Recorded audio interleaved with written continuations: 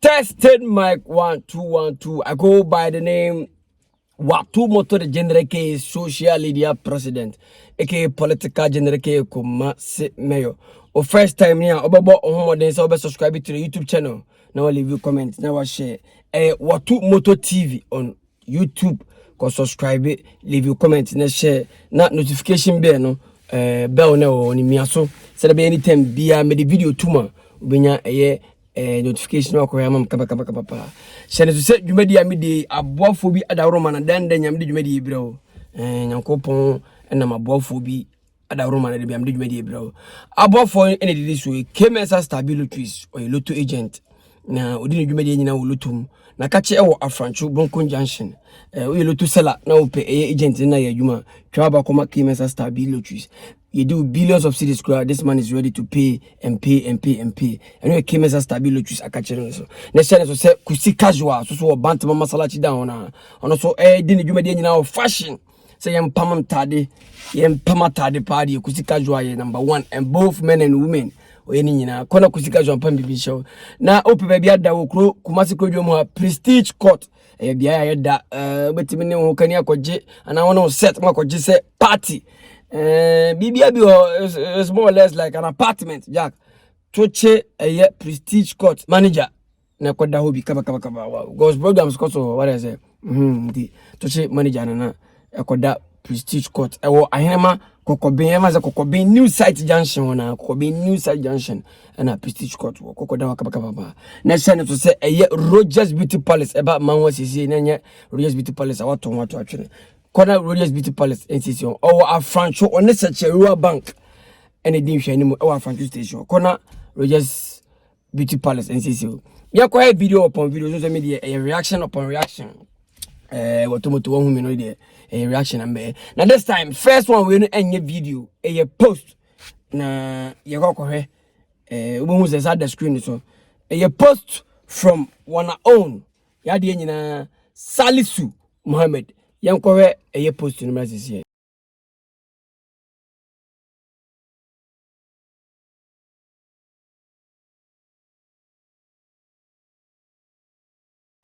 Madam was a say OJ Bear Corre a year post to a defender, one of favorite, me say my favorite defender, a year Salisu Mohammed, Salisu on one handle, Tubakono Salisu _ Saki na say na ochre wa utim kohe no me yansa mumu dewuru say na ochre say it is with a deepest regret that I am writing to you about our disappointing campaign in the 2023 AFCON.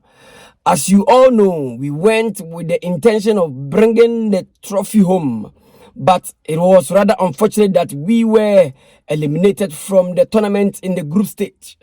We gave absolutely everything, but we were unable to secure the necessary wins to keep us in the tournament. Salisu Mohammed, and actually we to any page.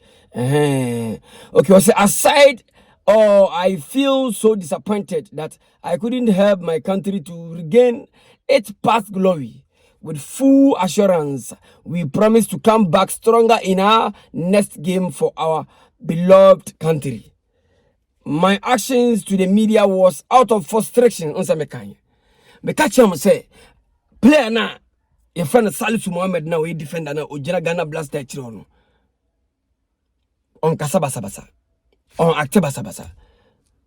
These guys were frustrated. They are also frustrated. He was frustrated on the field because Udi ever didn't come up after some kind an apology, an apology letter, you know. Or the uncle saying, my actions to the media was out of frustrations. We went to the 2023 AFCON to win the trophy, but things didn't go as planned. Everyone will bear me witness. The last game was unacceptable, so the fans have every right to criticize us, but not to extent of insult and threats. Oh dear, maybe. Threats.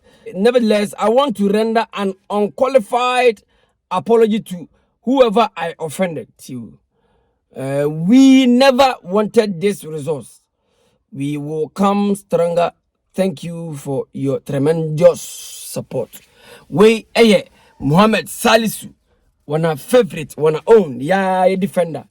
Ghana Blaster, a defender. A last man standing. The super no number 5 and number 4. Oboni minu nyina bi. Ne koma odi che na apology letter odi abeto 10 times so no. Say asem ni si ye no. Me be ye video. Me be ye video e ka madwene. E ke kam egu ye nua no so. Because nipa me nimu no, me nim se nyese na otenti de na asintia oye de oye no. Me ke kam gu no so anane nua bi.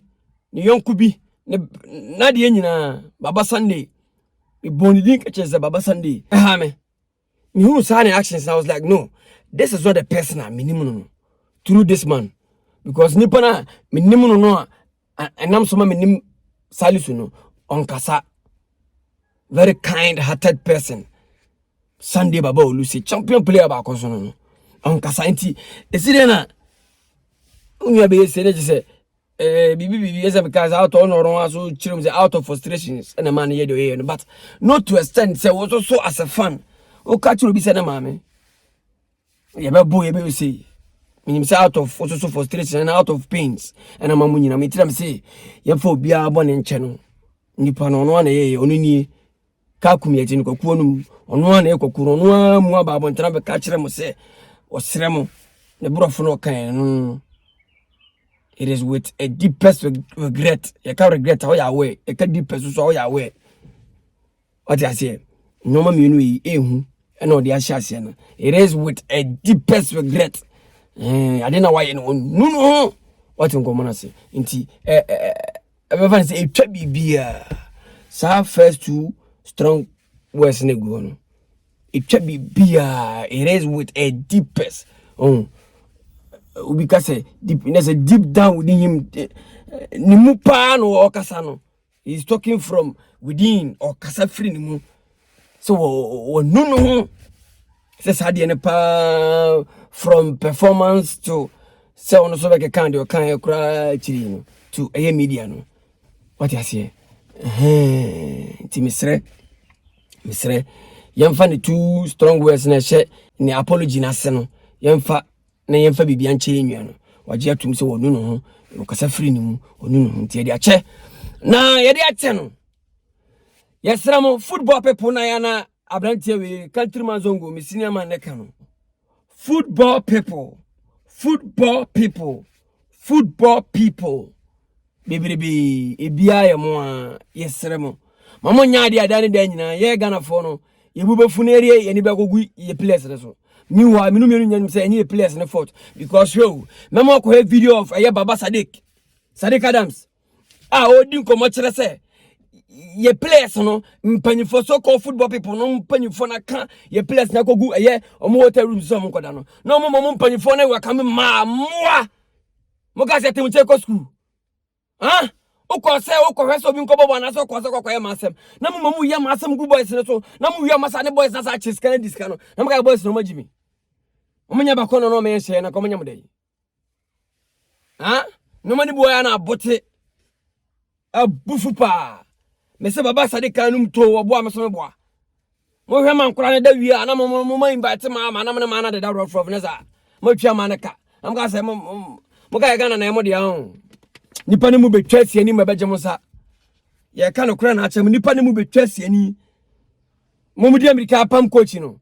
Yes coach ne ye pe na pam no. And a GFN no so board no mungu board dissolve board no I am mate say yes say omomo di a GFN no asa yi enkofu bi wa mumu say omonko pe coach hwe akokora wu ne de akokora kodi ade ne nya ye ne etu ahyeda akokora wu ne asa de akokora kodi ade de ye ne etu ahyeda enkola sam na mudie no mo san kofo na mo from football people no GFN no board na moto no mo nipa na ese kofa coach abere na dey na mo ale mka se hure nim kosoro na also mu dissolve sa de na fe no GF no okro mu ano yen dissolve no because omo na mwa they are not helping Ghana Blasters omo na free tete omo Ghana Blasters nya because Ghana Blasters players are back your names David. because I didn't pay for any anymore. Magazi Jimmy. Massa Mons some ways. GF in a bit dissolving because one among why and your coach has so many players because individually boys in your good. Now yes, some boys and so because there was several times and a couple of times and I said many times that Musa Semenya was complaining. Some about Sanchez on Bokuli of now. Semenya was complaining, say, when you born a lazy Semenya, I saw him severally complaining. A cheap player, young Bessemoni, Sacrachi, moved on born a lazy boss in my Massa. Ghana Blaster, no beer, Sadiana and Amayana, no beer papadia. Aye. A mom raso, the day you family, a mom ran also, and a munim bonny bon mobi. A mom rectum on be free, a mom fatimun co, a mom Ghana Blaster and co. The nomen I have Ghana Blaster. Panatis me, no boy, and I Jodayuna bone in a goon. Get it 20 crag walk of bone in a goon, on the panatini ball. Jodayu in panatibo.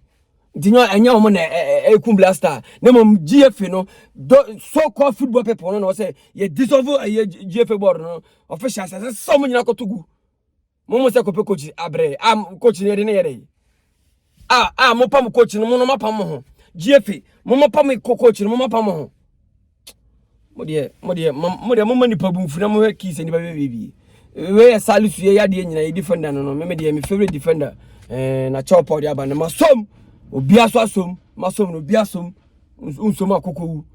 Baba Olu say Sunday ba ko champion player. Nyami shira pa panyikase and I'm so na we nyina ba. Why ni nyina. Ya ko another video, we ni video. Ko video. Now, mona ayana me video wa. Na mo ba fa fun. E na yesre, Kevin Taylor dey amen krasem, e na ya men masa, ono dey all right. He has the gas, so come be some right. And then the besi. Ya kwa video of aqua fota, aqua besa yebi mponchibi, wo fodon tobi ojejentia. Na ko sabam boy. Ya kwa video of Kevin Taylor mlatesi. Dumba, osoro no bo we gitantan bi ne nam Ghana agantira anyom since so bo nyu hwan anim dade luma Ghana. Won so we lead any positive pact. No. Or chairman kwasia for the time we do not be bon kwasia jantira nom na enkwara ne die chire.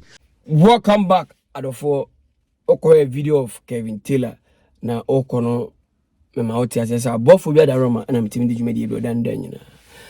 Kevin Taylor ebewe yi da bia meta yusu ma pa ba em se onti ase me se aboa no na no ne wa on obetima de di su no anu ho de di ejawo but ontimi nfa ntwan su no nko ai e je senya asem bia na obetim no anu account Kevin nyo triseta na nya wadwe say ase ofili se asem bia beka on the way uti no wafono ye no ase mototo ano o se mototo atu ya saudi ya na wo ye no o te o kitchen table no hono kase that lumba na mosa ro ko wo monyansa nwum bia aboafunu Kevin Taylor so ma me awu ana so papa awu na yi asekura na ye de se ho ma ho kwase ampanyini that lumba nwum abo kroma na Kevin Taylor u bu say impact be na that lumba nwum anya na sa kwa na to no kura na say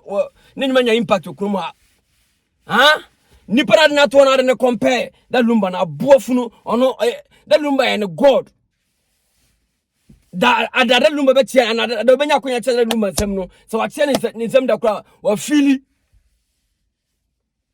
kwasia mu de mu chusu obi pe na ma sha na mudi enkan na tem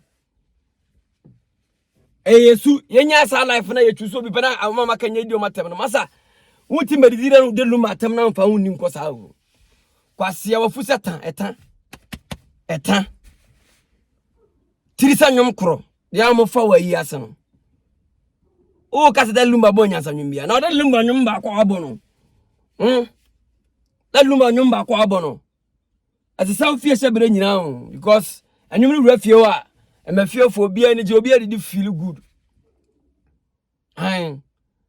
wa sai pa unim nyansa utiri ayasa swama na about ni amanyansa bia nim sesa Jimmy yo de pan manenyo sa kai odo o kai beka me se Kevin Taylor unim nyansa o kan ebeka ene so bo last clear wuto a wuzu be wubi aha obi an nkyerebo ti se one namosa na wakuwu so ne namosa na wakubu ahwewu kwasia o wa adwene ti se da lumba Kevin Taylor ka president o kuromu a o so wo side lumba ma adwene na omudi kuchiri enyoma gu beat so no kuchiri lyrics egu beat so na omo se ho na ka ho ka president ka wo fie ka ya busa panyin o dwan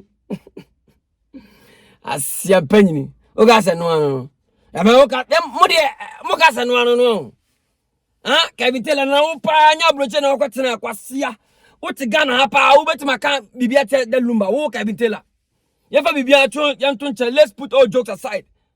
Yefa bibia to nche ye kan ni bresam Kevin Taylor, if you were to be here in Ghana here doing that your radio that time no into betima bia na ka asem na waka na afa da lumba ho asa ma ndwene say current state na nti ye de beka de ye pa bia o menyu so current state no unjustify bibia big man ebetima je kesesia ma bibia ye ngawo hwe kwasia na de wo wanya no na de wanya nsa wanya abasa o de se court ntu be di lumba tama buafunu pete wo bonyo mama nsa wo bonyo mama mi wo mama ne wo se edibu omu no kwasia na we Kevin Taylor da lumba bonyo ma me se wo mama ene wo se edibu omu na wo Kevin Taylor we afunu se obatan onyem 7 months ntasu asia jimijimi afunu kutu funu se de bubu ntasu ton oga se di aglo wa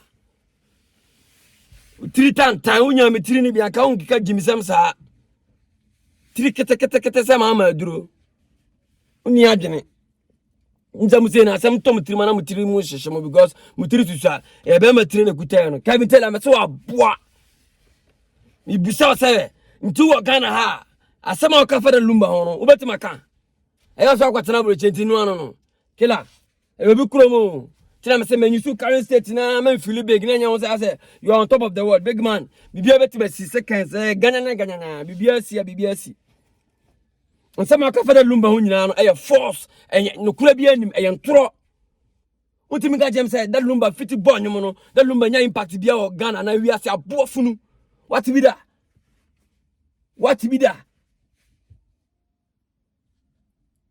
wokro usi so no woni tiye no wunyini ye no nyasa sama waka no eduru 5 kra nyasa sama wo Kevin Taylor woni fia wunyini ye no watima kan eduru 5 mpo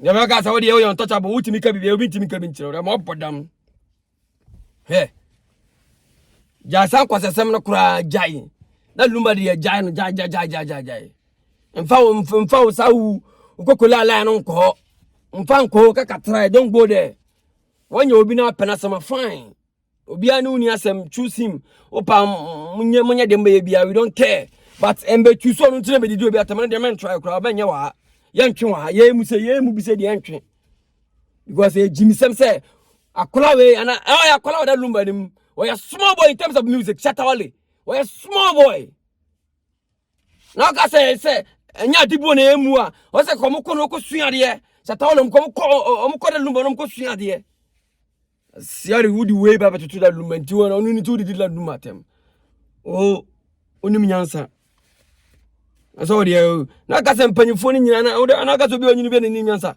Kevin Taylor o ka se mpanyifo no nim nyansa no onim nyansa onyasa ko beka sa Jimmy se da lumba enya impact o Ghana abuofun abrochire wiase nyina onya impact na Ghana odwan pete edini ya watu motor general ke social media president ke komase ke political general o first time na subscribe to YouTube channel, leave your comment and share ya yantwe wa hawo de obeye bia ye de obeka bia ka ye betra ye ka fotana ya nyankopon de adom ye nimu dia jai me ha ho ye bese ka bia ka opa musia de mbese mo ye no monye ajinya me ade yete mo che ko school obi nya wo pa wo de ba de na da lumba ba beji wo ntia oni ni benya sase me ntudi na tem ni pankan o akofo akosore abetena na wudi na tem kwasia o ka jeze o ka se abafu nti o ka se o ba beji mu a men jimi kura dini ya watu motor general ke social media pese ke komase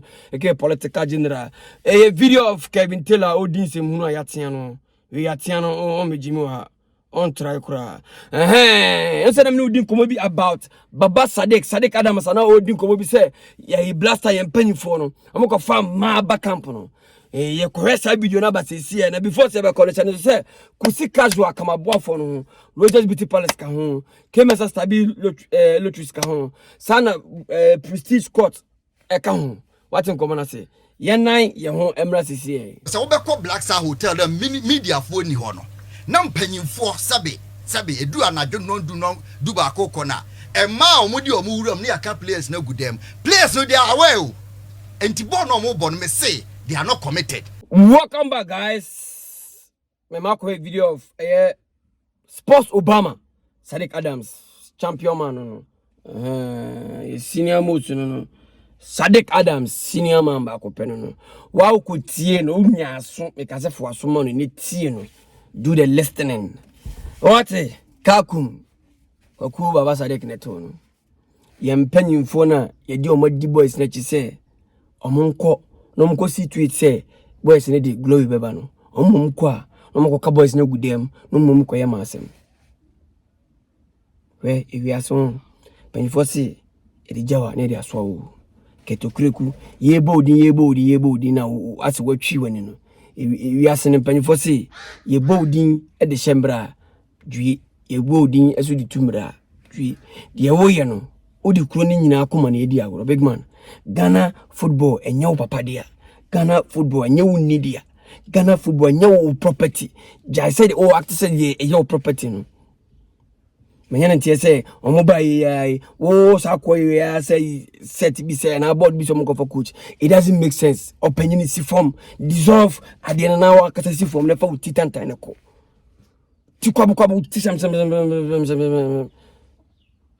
on va nya momote campo na mudin se mu na better the boys na you makoma bobo boys na makobobo na opira ni football career na yende a obi ama na hwe no mumu na mumu kwa mko hwe no mo sise suit mo mo food and day na mudidi akire no mumu na mko na makwa enjoy muka se nipa jimi on ade amuni nipa no mo hwe on ebedu mebi nipa beka na adwan akire mo pa se mo ye hu enyi kasa na beba no mo ye hu mo ye de tenyi mo ye bibi enyi ne aka because ntiase nim de mo ne ye ntiase nim ya gine ho ye ntiase ade yetimo che ko school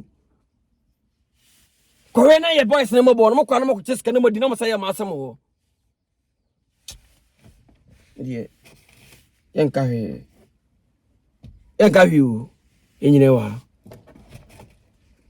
ya ko video of abana kokko no so yi concert sage no concert pa my chipao say jamera hoiti na me chiche mere na me friend me boy dada bi no buy yeti ka no me ye bon komo o see you on the kwakoda me see you there o don't worry don't go ma BJ wo ka ni mo me ma ni BJ quick BJ no na BJ ni ye bibia ya girls mo boys head I am mama head waka animo. Me boy be or pay head whilst driving. No, you know yourself. You know what it is. Of AK. Aravo Shana to say Kemesa Stabi Lotus Kusi Casual Rogers Beauty Palace Prestige Court and asoma sambi jumedi ebro dane de nyina okohwe video of Abena Koko no so yi concert gewe no but imetima ka kira na say onfa funny face e de na nya suan de and adisuan de ene on say funny face pacho but in the videos go social media so watch abo hwe enyi intimi fama country intimi fama endorsement deals bia intimi fanya hwe ma udin kura koto say yen discuss obi epe ade ahye sa on kura be boato because what din sem hono Abena Koko say oni da ho na wo ye de wo na fine say oni da ho na wo ye de wo na fine oba kama so si jimi si na obe jimi ba ke kan kwata sem si ya obe ji jan ho ma do me yo obi a toji wa sister ni Abena so obi e bone de inti edinya wato general ke social media pe ke ko masebe ke political general I'm out. Chira me